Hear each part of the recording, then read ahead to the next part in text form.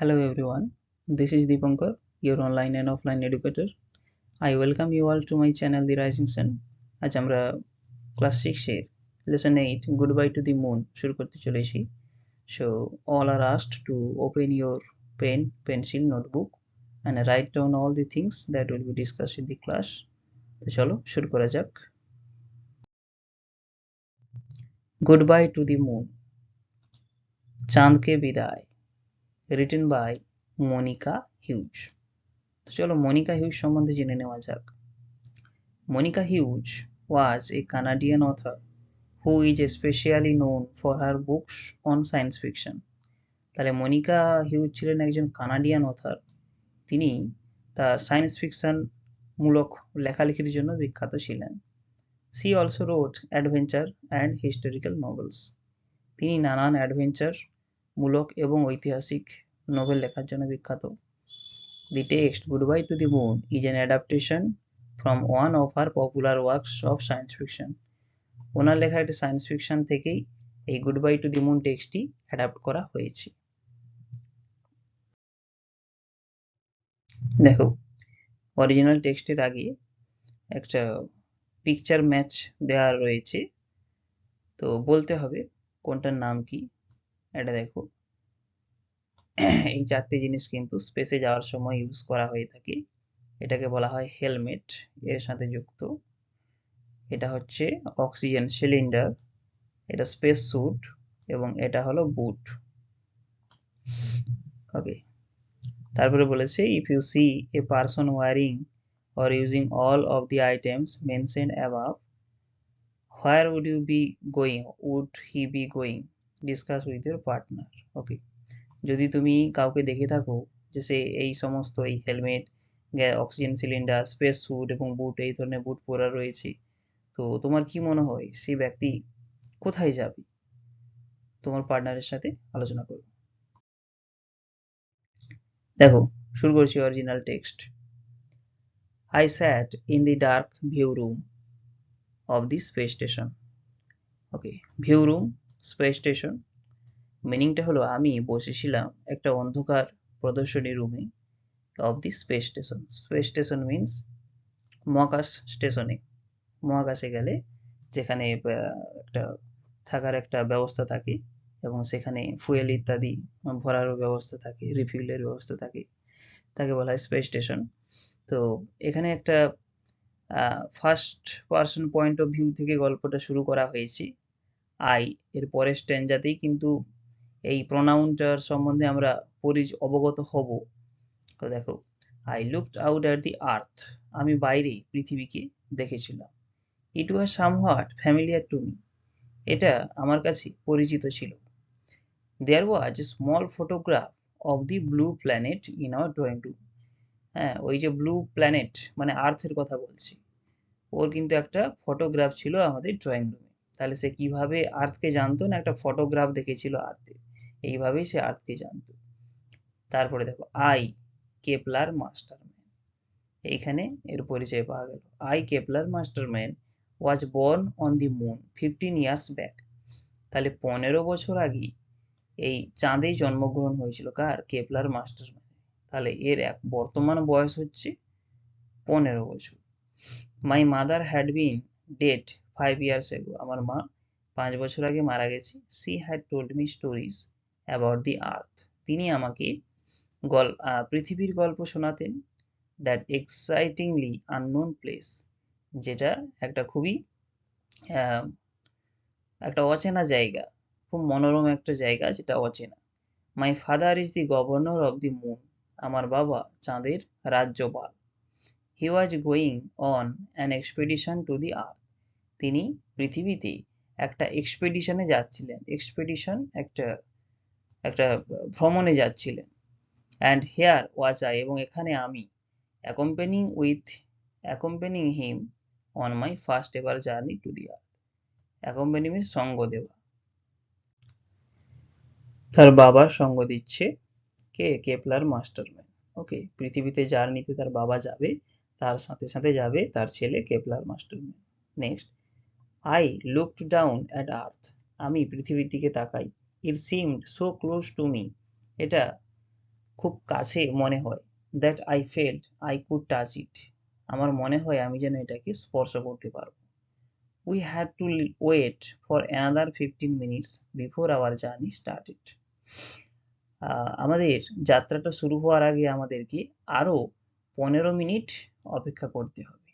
ওকে, তাহলে এইখান থেকে মেন মেন পয়েন্টগুলো তোমাদের মনে রাখতে হবে। গল্পের কথকের নাম হলো কেপলার মাস্টারম্যান। তার বয়স 15 বছর বয়স। তার মা মারা গেছে 5 বছর আগে। পৃথিবী সম্বন্ধে তাকে গল্প কিন্তু তার মাই শোনাতো। আর তার বাবা চাঁদের রাজ্যপাল ছিলেন। ঠিক আছে, মনে রাখবে। নেক্সট দেখো, feeling restless, I left the viewing room and glided down the long passage to the center of the space station. Restless মানে হচ্ছে অস্থির। আমার মনে একটু অস্থির অনুভব হলো, দিয়ে কি করলাম, I left the viewing room, ওই ভিউ রুম থেকে আমি চলে গেলাম, অ্যান্ড গ্লাইডেড ডাউন। আচ্ছা, গ্লাইড মানে কিন্তু ভাসা। ঠিক আছে, পাখিরা মাঝে মধ্যে উড়তে উড়তে ডানা স্টপ করে দেয়, ওরা ডানা মেলা স্টপ করে দেয় এবং মেলে ধরে রাখে স্থিরভাবে, তখন যেভাবে যায় সেটাকে বলা হয় গ্লাইডেড পজিশন, ওটাকে বলা হয় ভাসা। আর গ্র্যাভিটি না থাকলে ভেসে ভেসে যাওয়া যায়, যেমন স্পেসে যাওয়া হয়, তো এটাকে বলা হয় গ্লাইডেড। আমি কি করলাম, ভিউ রুম থেকে বেরিয়ে এসে গ্লাইড করে গেলাম, মানে ভেসে ভেসে গেলাম, দি long passage to the centre of the space station. Space স্টেশনের মাঝে যে লং একটা প্যাসেজ রয়েছে সেইখানে ভেসে ভেসে গেলাম।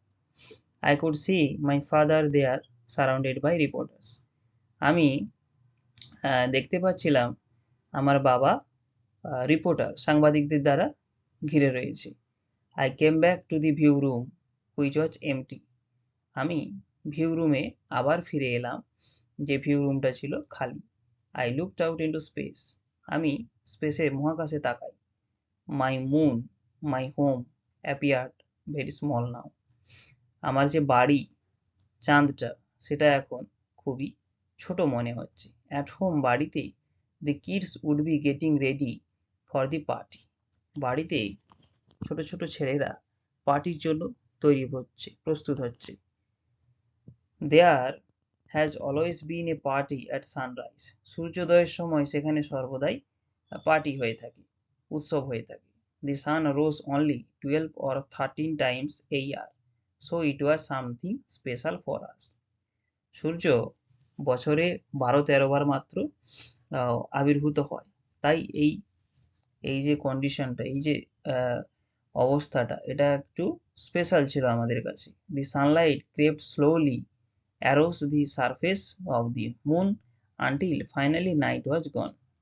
ওকে, সূর্যের যে আলোটা সেটা ধীরে ধীরে, ক্রেপ্ট মানে ধীরে ধীরে আসা, slowly, across the surface of the moon, চাঁদের যে পৃষ্ঠতলে সেটা ধীরে ধীরে আসে, আনটিল ফাইনালি নাইট ওয়াজ গন, যতক্ষণ না পুরোপুরি অন্ধকারটা চলে যায়। নেক্সট দেখো, সাডেনলি দি ডোর ওপেন বিহাইন্ড মি। হঠাৎ আমার পেছনে দরজাটা খুলে গেল। I could hear excited voices. আমি শুনতে পাচ্ছিলাম সবার প্রফুল্ল আওয়াজ, রোমাঞ্চিত আওয়াজ, উত্তেজনাময় আওয়াজ। The ferry from earth must have arrived. Ferry মানে একটা vehicle for carrying people.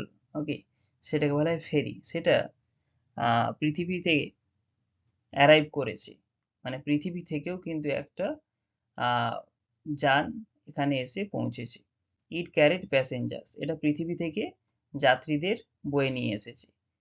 From the আর্থ, পৃথিবী থেকে, ready to go for the moon safari, চাঁদের দর্শন করার জন্য পৃথিবী থেকে প্যাসেঞ্জাররা এসেছে। People eager to look around the moon, মানুষেরা খুব আগ্রহ হয় চাঁদের চারপাশে ঘুরে দেখতে। And here we are going to the earth instead, এবং এখানে আমরা পৃথিবীকেই যাচ্ছি দেখতে। I slipped out of the room to the central lobby. আমি ওই রুম থেকে সেন্ট্রাল লবিতে স্লিপ খেয়ে চলে গেলাম, পিছলে চলে গেলাম। ফাদার ওয়াজ স্ট্যান্ডিং দেয়ার, বাবা সেখানে দাঁড়িয়েছিল। There were the last minute goodbyes, সেখানে ছিল লাস্ট মিনিটের মতন গুড বাই জানানো। Good luck governor, someone called out, কেউ একজন ডেকে বলল গুড লাক রাজ্যপাল। See you in 6 months at the latest, replied my father cheerfully. আমার বাবা প্রফুল্লভাবে জবাব দিলেন যে পরের 6 মাসে দেখা হচ্ছে। I walked with him to the earth ferry. It was magnificent. It was 3 times as big as our moon ferry. Okay.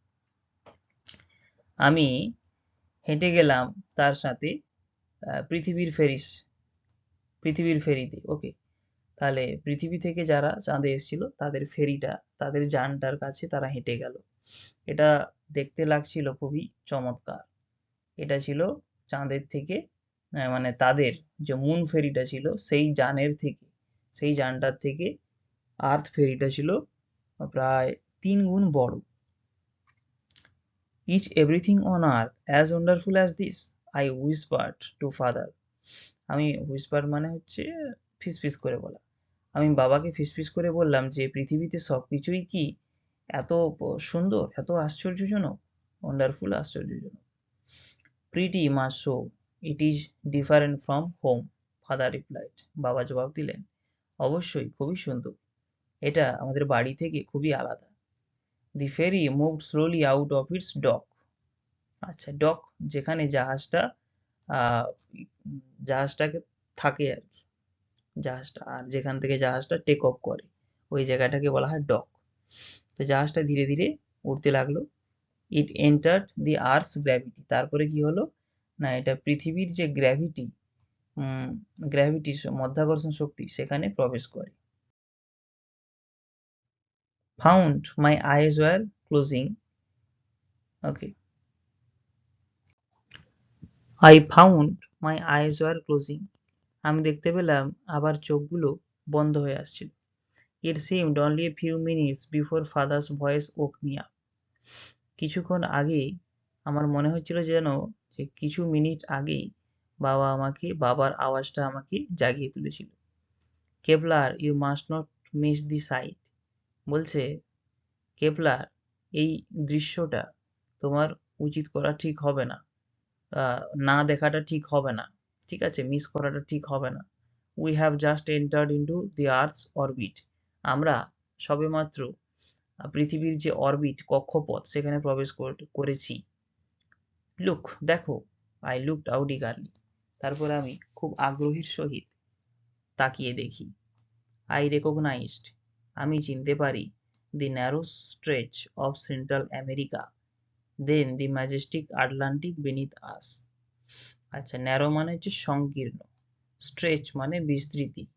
কোথায়? সেন্ট্রাল আমেরিকার যে বিস্তৃতি সেটা দেখতে পাই। তারপরে ম্যাজেস্টিক আটলান্টিক বিনিথ আস, আমাদের যে তলদেশে আটলান্টিক মহাসাগর রয়েছে সেটা দেখতে পাই। The planet is all water. Okay, I gasp মানে হাঁপানো। ওকে, সে হাঁপিয়ে হাঁপিয়ে বলছে যে এই প্ল্যানেটটি, এই গ্রহটি পুরোপুরি জলে ভরা। 7th 10th of it are, father agreed. বাবা সহমতি দিয়ে বললেন যে 7th 10th মানে 10-এর মধ্যে 7 ভাগই জলে ভরা। A world that was 7/10 water, একটা বিশ্ব যার হচ্ছে 10/7 জলে ভরা। On moon, water was harder to get than oxygen. চাঁদে অক্সিজেন পাওয়ার থেকে জল পাওয়া খুব কঠিন। We had to pay for every ounce of it.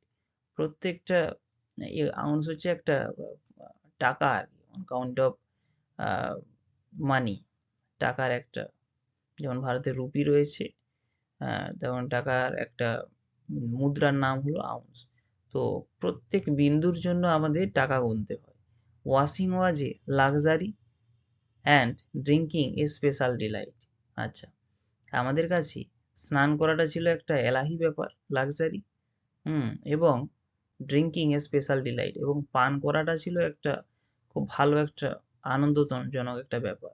I had grown up thinking water was the most precious thing in the universe. আমি ছোটবেলা থেকে এটা ভেবে এসেছি যে বিশ্বের মধ্যে সবথেকে মূল্যবান জিনিস হলো এই জল। Now I could see, এখন আমি দেখতে পাচ্ছি, that the earth was covered with it, পৃথিবীটা পুরো এটা দিয়েই ভরা রয়েছে, ঘিরে রয়েছে। Next, we orbited across north Africa and Arabia. Orbited, আমরা উত্তর আফ্রিকা এবং আরবিয়া দেশ বরাবর কক্ষপথ বরাবর ঘুরে চলেছি। I could see the blueness of the Indian Ocean, আমি দেখতে পাচ্ছি ভারত মহাসাগরের যে নীলাভটা সেটা দেখতে পাচ্ছি। দেন দি প্যাসিফিক, তারপরে প্যাসিফিক ওশিয়ান, প্রশান্ত মহাসাগর। Are you feeling unwell, father asked, বাবা জিজ্ঞাসা করলেন যে তুমি কি অসুস্থ বোধ করছো? Don't worry, it will get better, it is just the weight difference. বাবা বলছে যে চিন্তা করো না, শীঘ্রই এটা ঠিক হয়ে যাবে, এটা শুধুমাত্র একটা ওজনের পার্থক্য। তার বাবা বলছে যে ওজনের কারণে হয়তো তোমার অস্বস্তি বোধ হচ্ছে। I realised I weighed 6 times my normal weight, আমি বুঝতে পারলাম যে আমি আমার ওজনের থেকে 6 গুণ ভারী হয়ে গেছি, because of gravity. After a while, কিছুক্ষণ পর, আই লিফটেড মাই হেড, আমি আমার মাথাটা তুললাম। Passengers were busy collecting belongings, হ্যাঁ, যাত্রীরা তাদের জিনিসপত্র সংগ্রহ করায় ব্যস্ত ছিল। উই হ্যাড ল্যান্ডেড, আমরা অবতরণ করেছি। I struggled with my own safety strapped, safety strapped মানে নিরাপত্তা যে বেল্ট ফিতা থাকে সেটা সে খুলতে পারছিল না, খোলার জন্য সে স্ট্রাগল করছিল। Father leaned over to help me, lean মানে ঝোঁকা, বাবা আমাকে সাহায্য করার জন্য ঝুঁকলো। Someone called out to my father, governor, the press and TV are waiting for you. কেউ একজন বাবাকে ডেকে বলল, রাজ্যপাল, প্রেস এবং টিভি তোমার জন্য অপেক্ষা করছে। Oh sure, I will come right away, হ্যাঁ আমি এখনই আসছি। I watched him leave down the aisle, আমি দেখলাম যে তিনি লিভ ডাউন চলে যাচ্ছেন, এজেল মানে করিডোর বা যে বসার যে সিট থাকে তার মাঝখানে যে হাঁটার যে প্যাসেজটা সেটাকে বলা হয় অ্যাজেল, তো সেই করিডোর বা এজেল বরাবর তিনি হেঁটে যাচ্ছেন। ইমিডিয়েটলি, তৎক্ষণাৎ, I swung my leg down to the floor, তৎক্ষণাৎ আমার পাগুলো মেঝের দিকে ঘুরে গেল। ওকে, ঘুরে গেল তৎক্ষণাৎ আমার পাগুলো। আই রিয়েলাইজড, আমি অনুভব করলাম, স্ট্যান্ডিং ওয়াজ টাফ, দাঁড়িয়ে থাকাটাও মুশকিল হয়ে গেছে। And walking was very difficult, হাঁটাটা খুবই মুশকিল। আই প্র্যাকটিসড, আমি একটু প্র্যাকটিস করেছিলাম। ওয়ান ফুট অ্যান্ড দেন দি আদার, এক পা দু পা করে, আপ অ্যান্ড ডাউন দি এজেল, ওই প্যাসেজ বরাবর, ওই করিডোর বরাবর, হ্যাঁ, আপ ডাউন করে আমি প্র্যাকটিস করলাম। Holding on to the seat backs for support, আমি সিটগুলো ধরে ধরে সাপোর্ট করে চলার চেষ্টা করলাম। I put on my jacket and walked with difficulty, আমি আমার জ্যাকেটটা পরলাম এবং কষ্টের সাথে হাঁটা শুরু করলাম টু দি এক্সিট পয়েন্ট, বেরোনোর দিকে। I saw a crowd of reporters, আমি একদল সাংবাদিককে দেখলাম, অ্যান্ড ক্যামেরাম্যান, এবং ক্যামেরাম্যানদেরকে, সারাউন্ডিং মাই ফাদার, আমার বাবাকে ঘিরে রয়েছে। It was really a new world, এটা সত্যি একটা নতুন জগৎ। There was a storm of voices, হ্যাঁ, এক গাদাগুচ্ছ শব্দ শোনা যাচ্ছে, গলার আওয়াজ শোনা যাচ্ছে। How loudly the people of the earth talked, পৃথিবীর মানুষজন কতই জোরে কথা বলে। Governor, would you say the differences between earth and the moon people can never be solved, বলছে রাজ্যপাল, আপনি কি বলতে পারবেন যে পৃথিবী এবং চাঁদের মধ্যে যে ডিফারেন্স গুলো সেগুলো হচ্ছে মানুষেরা কোনোদিন সলভ করতে পারবে, সমাপ্তি করতে পারবে, এই যে ডিফারেন্সটা, এই যে ভিন্নতাটা রয়েছে পৃথিবী চাঁদের মধ্যে, তার সমাধানটা মানুষরা করতে পারবে কি? I am convinced that with a clear understanding of our problems, the differences can be settled in a friendly manner.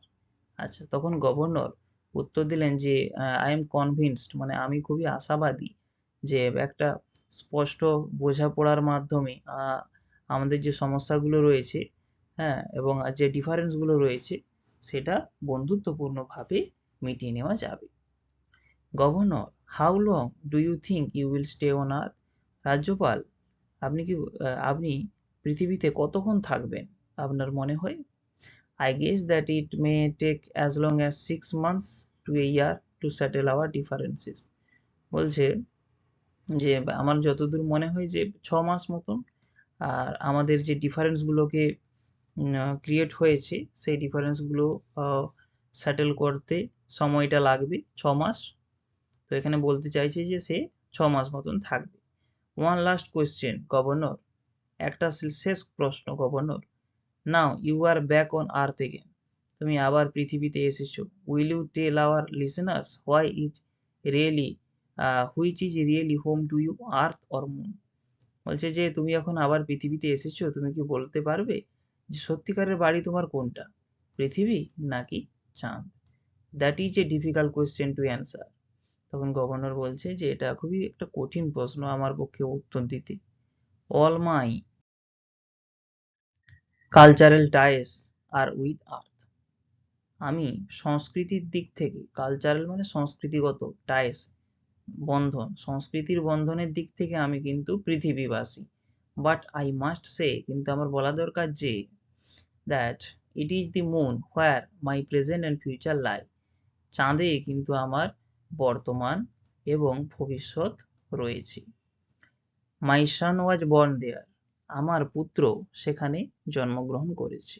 My wife was buried দেয়ার, আমার স্ত্রীকে সেখানে পোড়ানো হয়েছে। মাই ওয়ার্ক ইজ দেয়ার, আমার কাজ সেখানে রয়েছে। It is good to be back on earth but moon is home, পৃথিবীতে ফিরে এসে আমার খুব ভালো লাগে, বাট মুন ইজ হোম, কিন্তু চাঁদটা হয় আমার কাছে বাড়ি। Father saw me standing among the reporters, বাবা দেখেছিল যে আমি রিপোর্টারদের মধ্যে দাঁড়িয়ে রয়েছি। He gave me his arm, তিনি আমাকে তার হাতটা বাড়ালেন। We walked together on the landing pad, আমরা একসাথে ওই ল্যান্ডিং প্যাড, যেখানে যানটি ওই ফেরিটি নেমেছিল ওটাকে ল্যান্ডিং প্যাড বলা হচ্ছে, ওইখানের দিকে আমরা একসাথে হেঁটে যাচ্ছি। দি সান ওয়াজ জেন্টলি ওয়ার্ম, সূর্যটি খুব মৃদুমন্দভাবেই উষ্ণ। আই লুকড আপ, আমি উপরে তাকালাম। It was strange being outside without a space suit, কোনো ধরনের স্পেস স্যুট, মহাকাশযানের যে স্যুট, মহাকাশে গেলে যে পোশাকটা পরতে হয় সেটাকে বলা স্পেস স্যুট, তো স্পেস স্যুট ছাড়া এখানে হাঁটতে খুব অদ্ভুত লাগছে। আর্থ উইল সার্টেনলি বি ফান, পৃথিবীটা সত্যি মজাদার। আই লে back and thought of the pyramids and the Taj Mahal and the mysterious jungle buildings of the Incas. ওকে, আমি শুয়ে পড়ি এবং ভাবতে থাকি পিরামিড সম্বন্ধে, তাজমহল সম্বন্ধে এবং ওই রহস্যমূলক জঙ্গল, বিল্ডিংস অফ দি ইনকাস, জঙ্গল বিল্ডিংস অফ ইনকা। ইনকা একটা সভ্যতা যেটা মনে করা হয় অনেক প্রাচীন সভ্যতা, এবং সেই সভ্যতার যে পুরনো বিল্ডিং, রহস্যজনক যে জঙ্গলের বিল্ডিং গুলো, সেগুলো সম্বন্ধে মনে করতে থাকি। Would 6 months be time enough to see it all? 6 মাস কি যথেষ্ট হবে এগুলো দেখার মতন? তাহলে চাঁদ থেকে এসেছে পৃথিবীতে 6 মাস থাকবে, তো সেটাই গল্পকথকের মনে হচ্ছে যে পৃথিবীতে এত কিছু রয়েছে, 6 মাস কি যথেষ্ট হবে এত সব দেখার জন্য? তো এই ছিল আজকের গল্প, আশা করছি সবাই বুঝতে পেরেছো। If you have any doubt mention in the comment box, অবশ্যই আমি ক্লিয়ার করে দেব। তো যারা নতুন হয়ে থাকবে চ্যানেলটি প্লিজ সাবস্ক্রাইব করে দিও। সবাই ভালো থেকো, স্টে হ্যাপি, গুড বাই।